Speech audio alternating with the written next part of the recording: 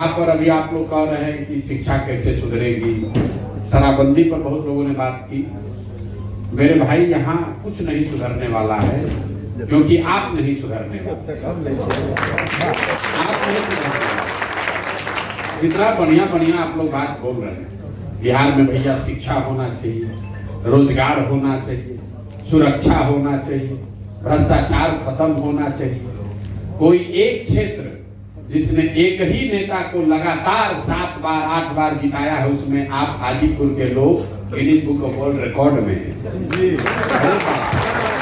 50 साल से इसी दुर्दशा में जी रहे हैं, उसी आदमी को लगातार जिता भी रहे हैं। बापों को जिताया, बेटों को जिताया। हम व्यक्ति पर टिप्पणी नहीं कर रहे हैं। आपका कैरेक्टर जो है, लोकतांत्रिक कैरेक्टर, वो किसी को हाजीपुर आकर समझने की जरूरत नहीं। वो देश में कहीं पर बैठा हुआ आदमी कहेगा कि अगर सबसे ज्यादा अपने सांसद से, अपने चुने हुए प्रतिनिधि से कोई खुश है तो हाजीपुर के लोग। और लोगों ने मोदी जी को चुनौती दे दी, राहुल गांधी को हरा दिया, इंदिरा गांधी को हरा दिया, लेकिन वैशाली और हाजीपुर की जनता ने अपने सांसद को नहीं बदला। और यहाँ बैठ के कितना लंबा लंबा बात कहता है, भैया विकल्प नहीं था, क्या करें। कई लोग कह रहा है आप ही पर नया होप है, विकल्प नहीं था, आप आ गए हैं, अब हम लोग जग गए। हम बता रहे हैं आप नहीं जगे भैया, हम विकल्प लेकर क्या आपको देंगे। ईवीएम पर नोटा दिखता था कि नहीं दिखता? ईवीएम पर नोटा हमेशा से है। और कुछ लोग यहाँ कानून को समझने वाले बैठे हैं। अगर नोटा को किसी अन्य प्रत्याशी के मुकाबले ज्यादा वोट मिल जाए तो सरकार पर यह बाध्यता होती है, उसको फिर से चुनाव कराना पड़ता है। तो अगर आपको इतना ही विकल्प का चिंता था तो आप नोटा पर दबा देते, फिर से चुनाव होता, प्रत्याशी बदल गए होते। तो आपको तो बदलना कुछ है नहीं। कह रहे हैं शिक्षा सुधारिए, शराबबंदी रोकिए। भाई, शराबबंदी जिन्होंने लागू किया है वही लोग तो आपका वोट पा रहे हैं। बिहार में पहला व्यक्ति प्रशांत किशोर हैं जो नेता है या नेता बनने का प्रयास कर रहे हैं, जो खुलेआम ये कह रहे हैं कि 1 घंटा में शराबबंदी। ये नहीं पूछते हैं, यहाँ पत्रकार लोग भी हैं, कि भाई अगर शराबबंदी इतनी अच्छी है तो ये बढ़िया मिठाई खाली बिहार के लिए क्यों रखा गया है? मोदी जी पूरा देश में काहे नहीं लागू कर देते हैं? लागू है नहीं। और अगर लागू होती भी तो भी मैं आपको बता दूं इसका कोई प्रभाव नहीं होता। ये कोई पहली बार बिहार में नेता और विद्वान लोग नहीं पैदा हुए हैं जिनको लग रहा है कि शराबबंदी से सुधार होगा। पिछले 200-250 साल में अमेरिका से लेकर अभी बिहार तक हजारों जगह पर इसका एक्सपेरिमेंट हो चुका। लोगों ने, राष्ट्रों ने, राज्यों ने, समाज ने शराबबंदी लागू करने का प्रयास किया और एविडेंस बताता है कि इसका कोई लाभ नहीं, और इससे खाली नुकसान ही नुकसान है। 15-20 हजार करोड़ रुपया हर साल यहां से आपका हमारा नुकसान हो रहा है। पैसा जा कहां रहा है? ये पैसा जा रहा है अफसरों के पास, भ्रष्ट नेताओं के पास, सरकार शराब माफिया के पास। लोग कहता है कि गांधी जी कहे, यहाँ के नेता हैं तेजस्वी यादव, उन्होंने कहा प्रशांत किशोर गांधी का फोटो लगाए हैं और शराबबंदी हटाने का बात कर रहे हैं।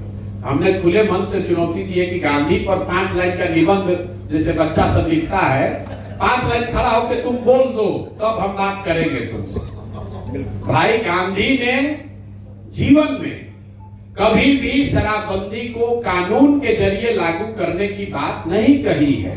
गांधी को जाकर पढ़ लीजिए, और मैं खुली चुनौती दे रहा हूं, गांधी ने कभी भी इस बात को नहीं कहा कि शराबबंदी लागू करने के लिए कानून बनाया जाए। गांधी जी ने शराबबंदी को सामाजिक प्रयास के तौर पर बताया। जैसे कि उन्होंने कहा कि शाकाहारी होना अच्छी बात है। इसका मतलब ये नहीं है कि सरकार कहे कि जो जो मांसाहारी लोग हैं सबको जेल में डाल दिया जाएगा क्योंकि गांधी जी कहे। गांधी जी ने ये नहीं कहा था। गांधी बहुत बड़े आदमी थे, इस तरह की बेवकूफ वाली बात कभी नहीं कह सकते थे।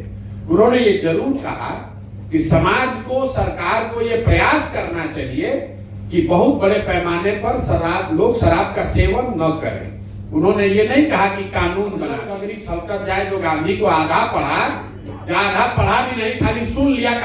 के नाम पर लागू कर रहे हैं। कुछ लोग कह रहे हैं कि महिलाओं को इससे फायदा है।